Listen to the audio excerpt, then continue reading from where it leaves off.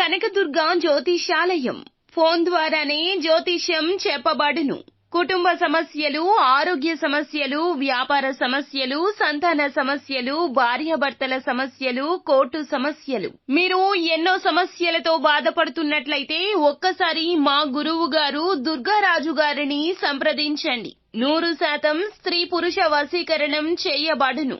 100% నమ్మకంతో కాల్ చేయండి. Phone number 9391548450. అందరికీ నమస్కారం అండి. ఛానల్లోకి తిరిగి స్వాగతం. సింహరాశి జాతకులు జూలై మాసంలో 9వ తేదీ అనగా మనకి బుధవారం తేదీ. ఈ రోజున జరగరానిది సాయంత్రం 5 గంటల తర్వాత సింహరాశి వారికి జరగబోతుంది.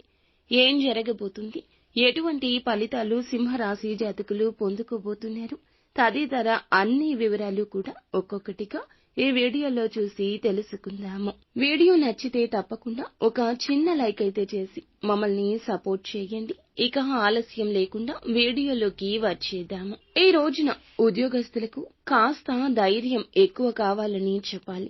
అలాగే మరింత ఉత్సాహం, శ్రమ, ఆత్మవిశ్వాసంతో నిండిన రోజు అవుతుంది.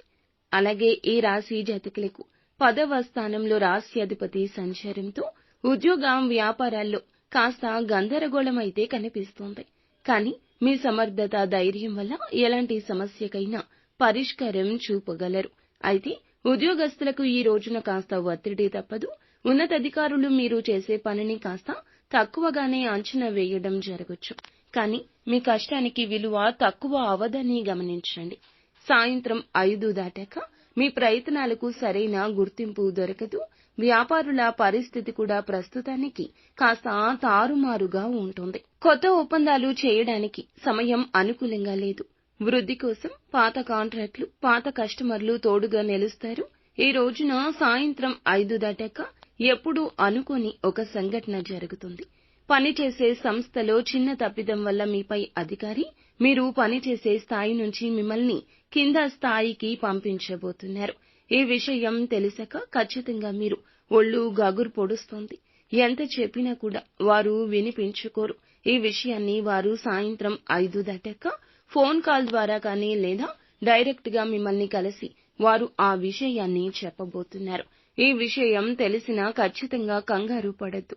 ఈ పనిలో కూడా మంచి మెలకువలతో మసులుకుంటే గనక కొద్ది రోజుల్లోనే మీరు మళ్ళా పై స్థాయికి వెళ్లిపోతారు. ఈ రాశికి ఈ రోజున ధనం పోకడ కాస్త ఎక్కువే కనిపిస్తుంది. ఉన్న డబ్బును ఎక్కడ వాడాలో, ఎక్కడ ఆదా చేయాలో బాగా ఆలోచించి ముందుకెళ్ళండి. అవసరమైతే కుటుంబ సభ్యులు లేదా సన్నిహితుల సాయం తీసుకోండి.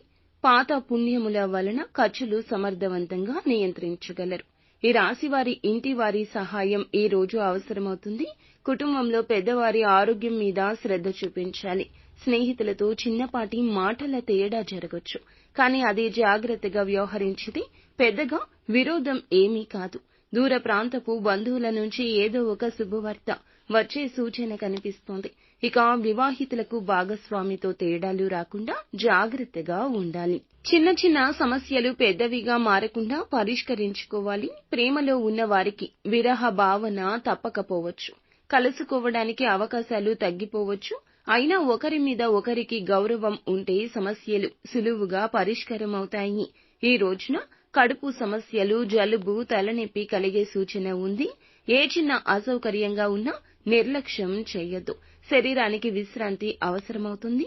పలు పనులను ఒకేసారి చేయకుండా క్రమంగా చేయండి. ఇక ఈ రోజున సాయంత్రం గణేశుని ఆలయ దర్శనం చేసుకోండి. మీకు చాలా మేలు కలుగుతుంది. కొత్త పెట్టుబడులు నిలిపివేయడం మంచిది. ఖచ్చితంగా ఈ రోజున ఒక 10 నిమిషాల పాటు ధ్యానం చేయండి.